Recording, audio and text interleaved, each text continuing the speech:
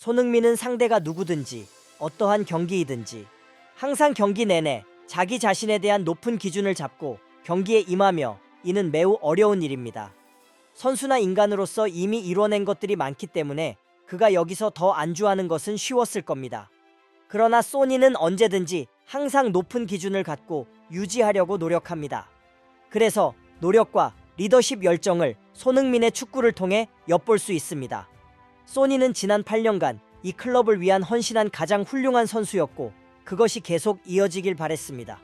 오늘은 몇 개의 찬스와 선방에 가로막히며 불운한 하루를 보낼 뻔했죠. 하지만 우리가 그를 필요할 때 손흥민은 그곳에 있었고 결국 해결해냈습니다. 경기가 다 끝나가던 순간 오직 손흥민만이 포기하지 않았습니다. 토트넘은 런던의 홈구장에서 루턴 타운과의 경기에서 2대1로 승리하여 현재 챔스 진출 경쟁에서 유리한 고지를 선점했습니다. 이날 경기에서 손흥민의 결승골이 없었다면 토트넘은 사실상 4위 싸움에서 나가떨어졌다고 볼 수 있었는데요. 경기 시작 전에는 많은 축구 팬들이 이 경기에서 손흥민이 나설지 궁금해했습니다. 왜냐하면 클럽과 국가대표를 오고 가며 너무 많은 경기를 소화했기 때문에 체력 상태가 걱정되었기 때문이죠. 그러나 경기 전 기자회견에서 포스텍 감독은 손흥민이 훈련을 소화했으며 출전 가능하다고 밝혔습니다. 영국의 축구 매체인 데일리 메일은 손흥민이 한국 대표팀에서 2경기 연속으로 풀타임을 뛰고 왔다는 점을 강조하며 루턴 타운과의 경기에서 손흥민을 교체 출전시키는 것도 고려해야 한다고 예상하기도 했었습니다. 이에 대해 포스테코글루는 손흥민의 체력을 배려하여 히샬리송을 원톱으로 예고하는 의미심장한 발언을 하기도 했는데요. 하지만 결국 절대 팀에서 빠질 수 없는 핵심 손흥민은 선발 라인업에 이름을 올렸고 이로써 토트넘 팬들은 손흥민의 활약을 기대했습니다. 하지만 역시나 연이은 출전으로 몸에 피로가 누적되어 있던 손흥민은 전반전에 평소와 같은 경기력을 보여주지는 못했습니다. 축구 클럽들이 가장 긴장해야 하는 시기는 일반적으로 국가대표 이후 직후의 경기입니다. 이는 선수들이 클럽과 국가대표팀을 번갈아가며 출전하고 연이은 경기와 장거리 비행으로 인해 몸에 엄청난 부담이 가해지기 때문입니다. 이러한 상황에서 흔히 피파 바이러스에 잠식된 강팀들이 국가대표팀 경기 이후에 약팀에게 일격을 당하는 상황이 발생하기도 합니다. 오늘 토트넘도 바로 이러한 피파 바이러스의 희생양이 될 뻔했습니다. 다양한 다국적 외국인 선수들로 이루어진 팀이기 때문에 국가대표팀의 주전 선수들이 많고 대부분의 선수들이 국가대표팀에 소집되는 상황입니다. 이에 따라 토트넘은 루턴 타운과의 경기에서도 체력적으로 불리한 상황에서 시작해야 했습니다. 특히나 손흥민 선수도 이러한 부담을 안고 있었습니다. 월드컵 예선 3차전에서 태국에게 비기는 결과를 낸 한국 대표팀은 4차전에서 반드시 승리해야 했고 손흥민이 결국 골을 넣어 승리를 이끌었지만 이로 인해 손흥민은 2경기를 풀타임으로 뛰어야만 했습니다. 특히나 아시아 선수들은 다른 대륙 선수들보다 이동 거리가 더 길기 때문에 손흥민의 몸 상태는 매우 피곤했습니다. 포스텍 감독의 타이트한 압박 전술은 선수들의 왕성한 체력과 활동량에 기반을 두고 있지만 역시나 이미 녹초가 되어 있는 토트넘 선수들로 제대로 된 경기력이 나올 리는 없었습니다. 특히 전반 2분 만에 루턴에게 실점하며 최악의 출발을 보였는데요. 게다가 골 장면 이전에는 손흥민이 타운샌드에게 밀치기 당하는 장면이 있었지만 이 역시 무시되기도 했습니다. 그동안 토트넘은 선제골을 먹히고도 수많은 역전을 만들어냈고 아직 이른 시간에 먹힌 골이었기 때문에 분전한다면 곧바로 동점골을 노릴 수도 있었을 겁니다. 하지만 18분 가장 결정적인 찬스에서 손흥민이 골키퍼를 제치고 정확한 슛을 노렸지만 수비수의 몸에 막힌 뒤 골대를 2번이나 맞추는 불운이 잇따랐습니다.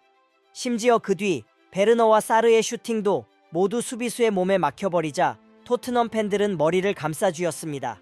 그러나 후반전에 시작된 쿨루셉의 교체와 존슨의 투입으로 공격 정예가 활기를 찾았습니다.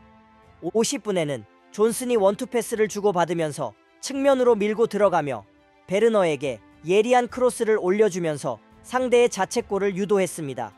이로써 토트넘은 역전의 발판을 마련하고 루턴 타운을 밀어붙였습니다.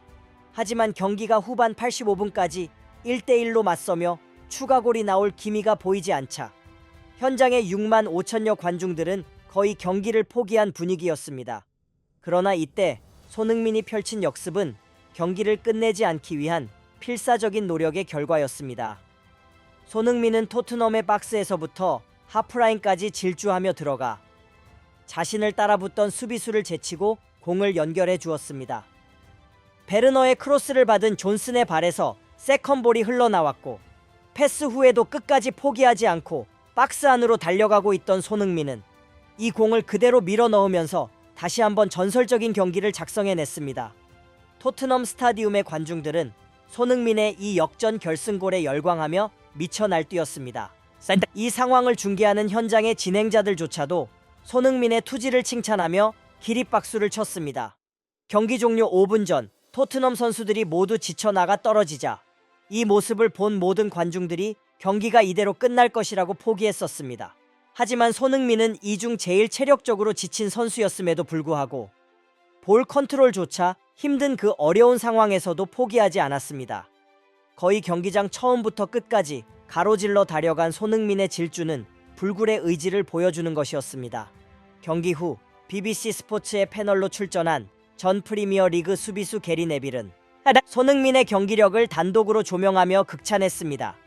그는 수비수 출신으로서 손흥민이 토트넘의 가장 위협적인 공격 패턴을 만들어내는 중심 인물임을 강조했습니다.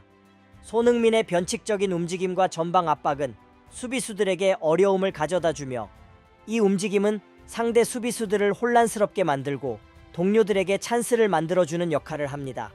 이는 토트넘 감독인 포스테코글루가 손흥민을 절대적으로 신뢰하는 이유 중 하나입니다. 경기가 끝난 후에는 영국 매체 디 어슬레틱도 손흥민을 중심으로 토트넘의 상승세를 해석했습니다. 포스테코글루 감독의 전술은 체력을 극한으로 요구하지만 토트넘의 역전승은 손흥민의 리더십과 노력으로 이루어진 것입니다. 손흥민은 루턴 타운전에서 가장 많은 전방 압박과 스프린트 횟수를 기록하고 가장 많은 빅찬스를 만들었습니다.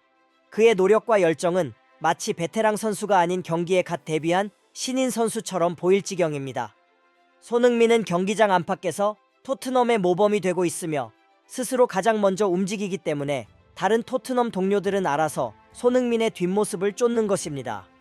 손흥민의 리더십은 팀 내의 모든 선수들에게 영감을 주고 있습니다. 손흥민이 팀의 중심에 서 있을 때 토트넘은 언제나 더 강력하고 활력 넘치는 모습을 보여줍니다. 손흥민은 최근의 득점으로 프리미어 리그에서 15골을 넣어 리그 득점 공동 3위에 올랐습니다. 이는 모하메드 살라, 제러드 보언, 도미닉 솔랑케와 함께의 공동 기록입니다. 더불어 클리프 존스를 넘어 토트넘의 통산 득점 기록에서도 역대 5위에 이름을 올렸습니다. 또한 축구 통계 업체 옵타에 따르면 손흥민은 이 시즌 프리미어 리그에서 결승골을 5번 넣어 리그 1위에 올랐습니다. 이는 그가 토트넘의 경기 결정적인 순간에 얼마나 중요한 역할을 하는지를 입증하는 통계입니다. 이에 따라 손흥민의 팀 내 영향력은 더욱 대단하다는 것을 알 수 있습니다. 손흥민은 토트넘에서 대체할 수 없는 자원임을 다시 한번 입증했습니다. 최근에는 토트넘 측에서 손흥민과의 재계약을 열망하고 있으며 손흥민 또한 이에 대한 긍정적인 반응을 보이고 있습니다. 구독과 좋아요는 영상 제작자를 춤추게 합니다.